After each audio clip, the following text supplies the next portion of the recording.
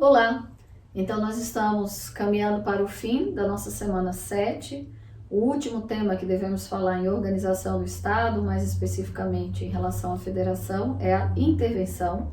E é sobre a intervenção que o artigo 18 da nossa Constituição fala que tanto a União quanto os Estados podem intervir em situações muito específicas, situações de anormalidade, nas quais se suprime temporariamente a autonomia do ente interditado.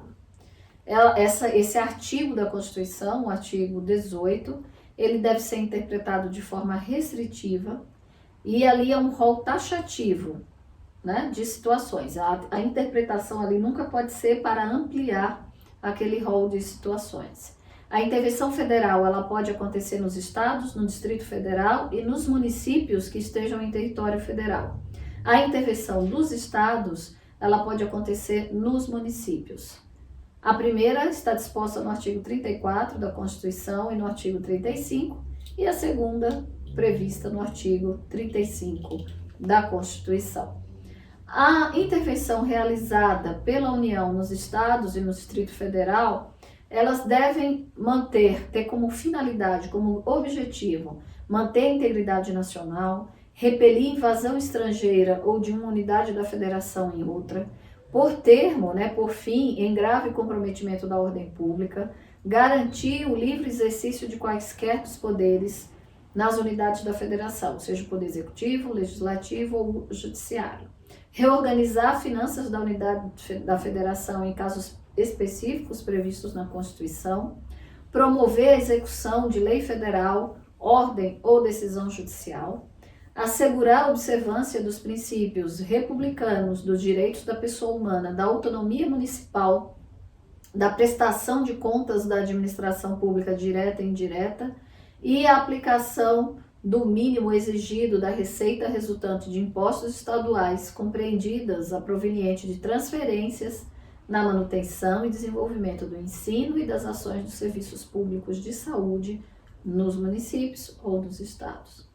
Ela pode ser espontânea, realizada pelo próprio presidente da República, ou ela pode ser provocada por solicitação.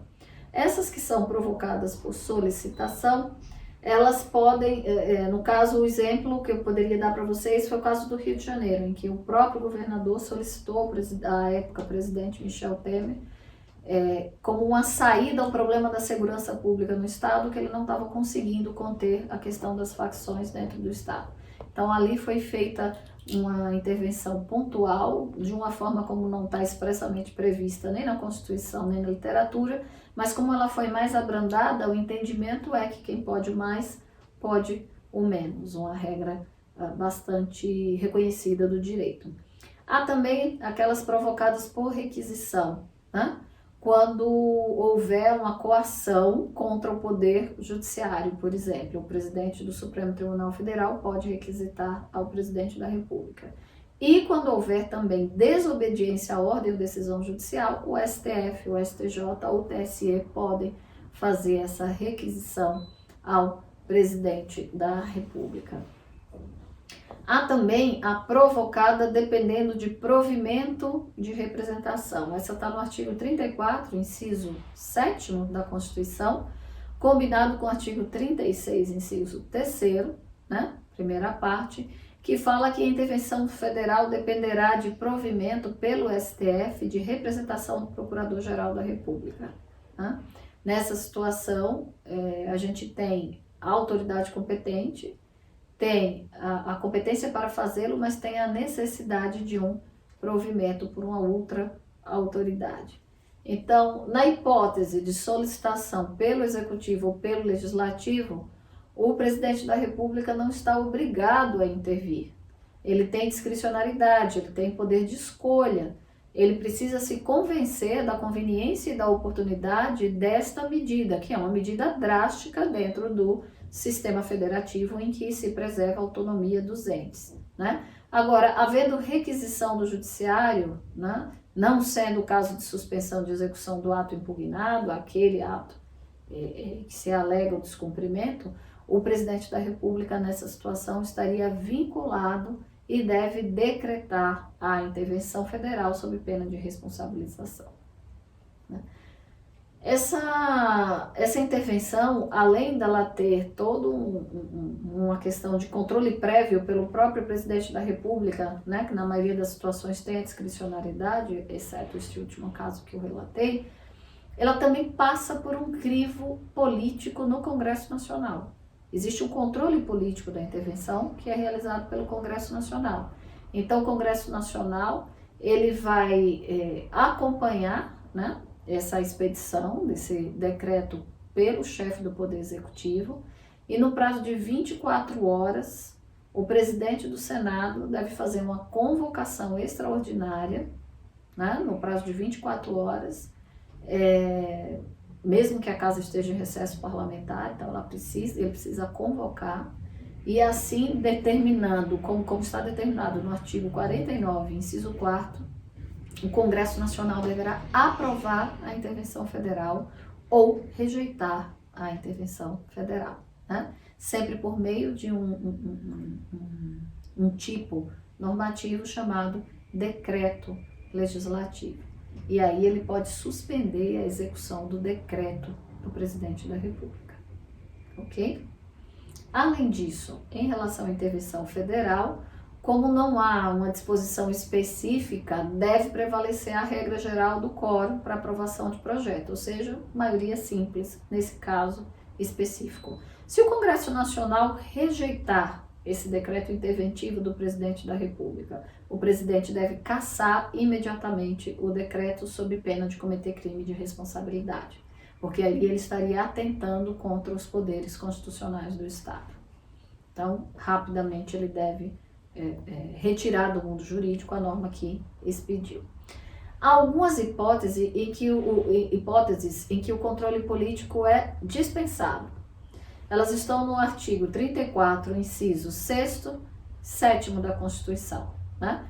O inciso 6º para prover a execução de lei federal, ordem ou decisão judicial, e o 7º quando houver afronta aos princípios sensíveis da Constituição. Aqueles que estão lá bem demarcados, inclusive nas cláusulas pétreas, que são chamados princípios sensíveis da Constituição.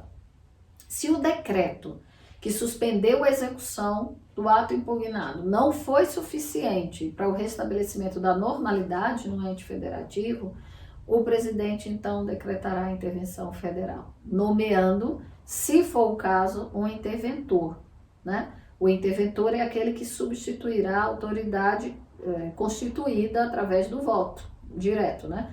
O governador, no caso da intervenção no Estado, o prefeito, no caso de uma intervenção municipal. Então, será determinado um interventor e este ato deve ser submetido ao Congresso Nacional para que seja feito o controle político no prazo máximo de 24 horas. Quando cessam os motivos, a intervenção, o decreto da intervenção tem lá os motivos que causaram a intervenção. E a intervenção tem de ser temporária, tem de ser para resolver pontualmente uma situação, nunca pode ser para ser permanente. Quando cessados os motivos que geraram a intervenção, as autoridades afastadas dos seus cargos, né, elas devem imediatamente serem reinvestidas nos seus cargos, né, a menos que tenha algum impedimento legal para que isso ocorra, para que dê continuidade à regularidade da situação daquele ente federativo. Então, os exemplos mais recentes que eu falaria para vocês é o caso do Rio de Janeiro, que eu já referi, e o caso de Roraima, né, que teve uma grave crise de segurança pública no sistema carcerário, com risco de rebeliões, e além disso, toda a questão humanitária da acolhida dos venezuelanos que atravessaram a fronteira em número bastante expressivo, sem que houvesse uma preparação do governo local para recebê-los. E o presidente Michel Temer também, com a aquiescência da governadora do estado, ela mesma pediu, ele decretou a intervenção federal no estado de Roraima, né, em 31/12/2018, para pôr termo ao comprometimento da ordem pública. Uma vez resolvida a situação, naquele caso especial, abrangeu todo o Poder Executivo. A governadora foi afastada com a anuência dela e foi nomeado o interventor. No caso do Rio de Janeiro, houve a anuência do governador e se criou, vamos dizer, uma intervenção, uma nova modalidade prática de intervenção, em que você intervém, o governador continua e você só intervém numa área. Quem saiu foi o secretário da área e não o governador. Realmente é uma situação, no mínimo, interessante, né? Uma situação não esperada pela literatura de intervenção.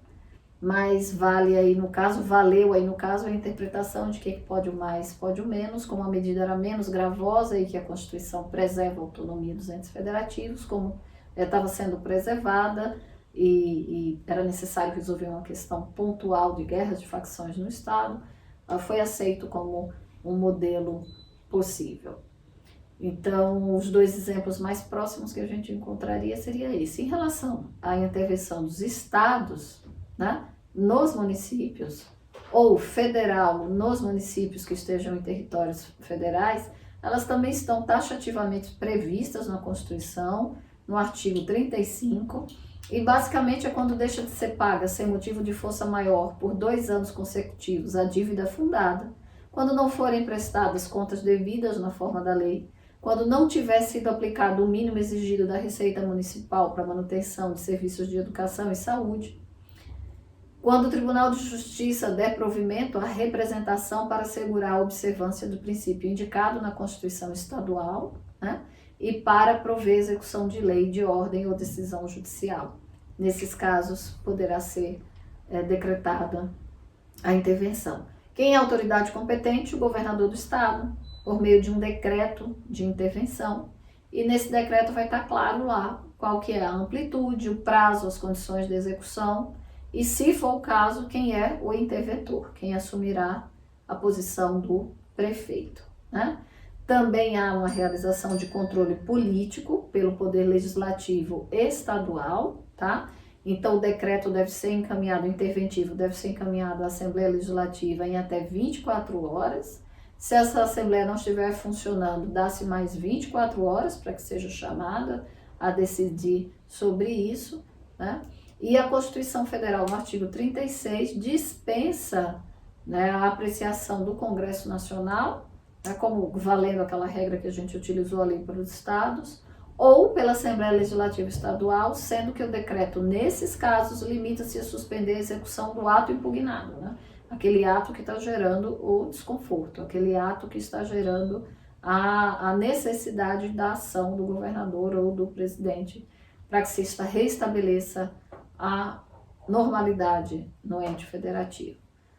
O artigo 37, inciso 4, fala que o Tribunal de Justiça, quando der provimento à representação para indicados na Constituição Estadual e para prover execução de lei, de ordem ou decisão judicial. A gente vê várias vezes nessa situação de calamidade financeira que muitos estados e muitos municípios estão, muitas pessoas invocarem esse artigo da Constituição para que haja intervenção federal em determinados estados ou intervenção do estado em determinados municípios. Esse tem sido um tema bastante falado nos tempos atuais, em que os estados e os municípios estão com suas contas bastante comprometidas, né? Se a autoridade é afastada, né, só em casos absolutamente necessários, caso cessados os motivos, essa autoridade deve retornar às suas funções, né? Deve ser reintegrada ao cargo para continuar com as suas funções. Com este tópico, encerramos a nossa semana 7, o nosso tema geral, organização do Estado, o nosso tema específico, federação, e os subtópicos decorrentes da Federação Brasileira. Vamos então para a próxima aula, semana 8. Continue nos assistindo. Um abraço a todos.